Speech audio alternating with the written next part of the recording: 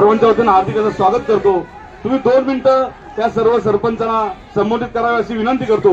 सरपंच संघटनेचा सरपंच संघटनेचा अरे कोण म्हणतो देणार नाही, अरे कोण म्हणतो देणार नाही। धन्यवाद सुषमाताई, तुमच्या मार्गदर्शन हे आम्हाला मिळावं अशी सरपंच संघटनेच्या वतीनं तुम्हाला विनंती। सकाळपासून काही खाल्लेलं नाही त्यामुळे बॅटरी डाऊन आहे माझी, म्हणून मी जरा खाली बसून बोलते।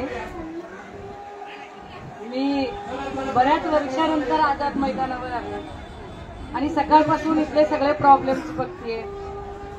कोतवाल संघटनेचं आंदोलन चालू आहे, विद्युत कंपनीच्या कर्मचाऱ्यांचं आंदोलन चालू आहे, इकडे बचत गटाच्या महिला आणि जिल्हा परिषद पीएचसीच्या महिलांचं आंदोलन चालू आहे। हे सगळे आंदोलन इतक्या तुटपुंज्या मानधनांच्यासाठी चालू आहे आणि यातल्या एकाही माणसाकडे सरकार लक्ष देत नाही। पण ते सरकार इकडे लाडकी बहीणच्या नावाखाली 1500 रुपयाचं लॉलीपॉप देतं।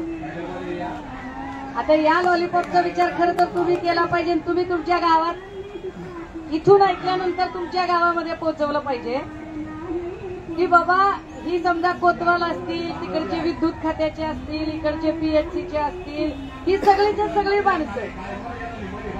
अहो दाजी सक्षम झाला की दाजी ताईला सांभाळूनच की, आणि ताईला एवढी जर ताईची काळजी असेल तर ताईला 1500ची खैरात देण्यापेक्षा ताईचे जे पगार अडलेले, मग ते कोतवाल म्हणून अडलेले असतील, इंजिनियर म्हणून अडलेले असतील किंवा पीएचसीची कर्मचारी म्हणून अडलेले असतील, ते पगार द्यावेत।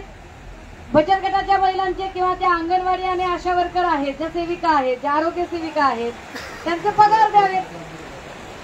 ते पगार दिल्यावर तुम्हाला 1500ची खैरात द्यायची वेळ येणार नाही। पण इलेक्शन डोळ्यासमोर ठेवून आता मतदान घेण्यासाठी म्हणून जे काही हे 1500चं नाटक काढलेलं आहे, या नाटकापेक्षा आपण जे हक्काचे पैसे म्हणतोय की आम्ही कष्ट करतो, आम्ही काम करतो, आम्ही आमच्या गावाच्या बेटरमेंटसाठी काम करतो, आमचा गाव सुखी झाला पाहिजे, संपन्न झाला पाहिजे, गावात प्रश्न नाही राहिले पाहिजे, यासाठी काम करणारी जी माणसं आहेत, या माणसांचा हक्काचा पगार जिथं सरकार देत नाही, ते सरकार काय पद्धतीने आपल्याला न्याय देऊ शकेल? मला कधी कधी असं वाटतं हे सगळं बघितल्यावर, हे सगळे आपण जेवढे आहेत ना, म्हणजे तिकडे पोलीस भरतीचं आंदोलन असेल, इथे पोलीस सरपंचाचं, सगळ्याच लोकांनी एकत्रित आलं पाहिजे, सगळ्यांनी, आणि सगळ्यांनी एकत्रित येऊन विधान भवनाकडे कूच केलं पाहिजे ताकदीनं। ते आमच्या सगळ्यांच्या प्रश्नांचं काय केलं ते बोला, म्हणजे ना आपल्याला काय ते बोलता येईल आणि मग आपल्याला काय ते सांगता येईल।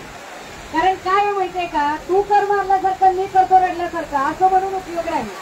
ताकदीनं लढावं लागेल, ताकदीनं बोलावं लागेल, आणि कोतवालांचा प्रश्न कोतवाल बघतील, सरपंचाचा सरपंच बघतील, पोलीस भरतीचा पोलीस बघतील, असं न म्हणता कोतवाल असतील, सरपंच असतील, इंजिनियर असतील, पोलीस भरतीचे लोक असतील, पीएचसी वाले असतील, सगळ्यांनी ताकदीने जर एकत्र आंदोलन करायचं ठरवलं तर हे आंदोलन अजून ताकदीने उभं राहू शकतं आणि सगळ्यांनी ताकदीने विधान भवनाकडे गेलं पाहिजे।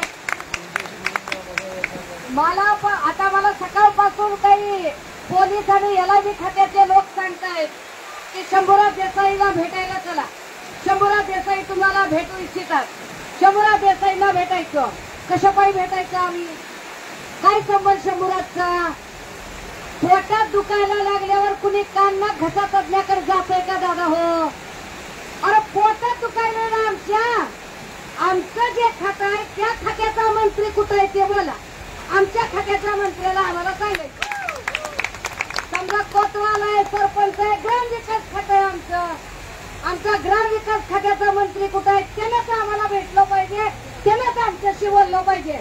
शंभूराज देसाईने अजिबात आम्हाला बोलायचं काम नाही, कारण शंभूराज देसाईच्या स्वतःच्या खात्यातले प्रॉब्लेम त्याला सोडवणं होईना, त्यांच्या स्वतःच्या खात्यातले पब्बार त्यांना बंद करणं होईना।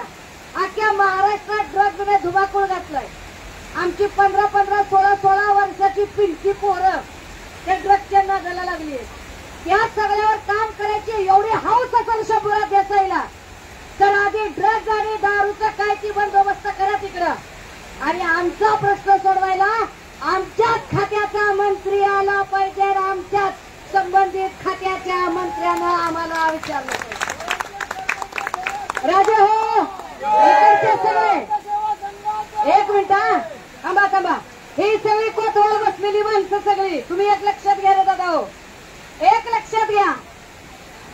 तुम्ही जेव्हा बाजारात जाता की नाही, बाजारात गेलात तर अंगूरचे गाडे असतात बघा, द्राक्षाचे गाडे.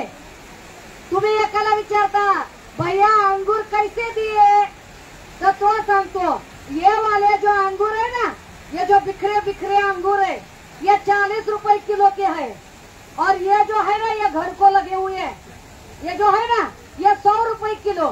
तुम्ही म्हणता भैया अंगूर एक जैसे चाहिए 100 को, ये 40 को कैसे, तो सांगतो ये बिखरे हुए है, इसकी कीमत कम है, ये बिखरे हुए है.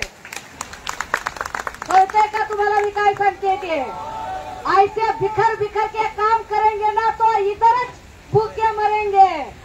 अगर हक की बात करनी है ना, कोतवाल हो, सरपंच हो, पीएचसी हो, तिकडं विद्युत खातं असो का इकडं पोलीस भरती असो, ताकदीनं सगळ्यांनी एकत्र यायचं आणि नीट विधान भवनाकडे कूच करायचं ताकदीनं. कोण म्हणताय देत नाही, अरे कोण म्हणताय देत नाही, अरे कोण म्हणताय देत नाही, कोण म्हणताय देत नाही. ताकदीला एकत्र आवाज करायचा, बिखरे हुए अंगूर की तरह नाही, एका घडातले एका काळजाच्या घडातले म्हणून.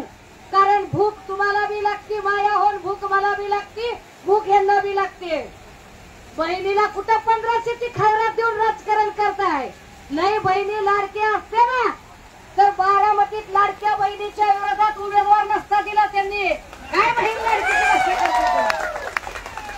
दाजीचा पगार करा, दाजी बहिणीची काळजी घेते, दाजीचा पगार तेवढा करा.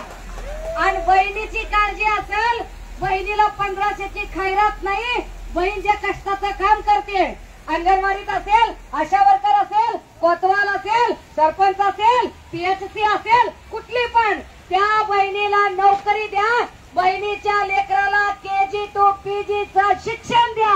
1500 नको आम्हाला तुमची, अजिबात नको 1500. बाकी आम्ही खमकी आहोत सांभाळायला आमची आम्हाला. ओके, आज दिवसभर अजून विचार करू, मी इथंच आहे, काळजी करू नका, इथंच आहे. आज पिठ्ठच भरते, इथंच आहे मी. उद्या बघूच काय ते करायचं ते.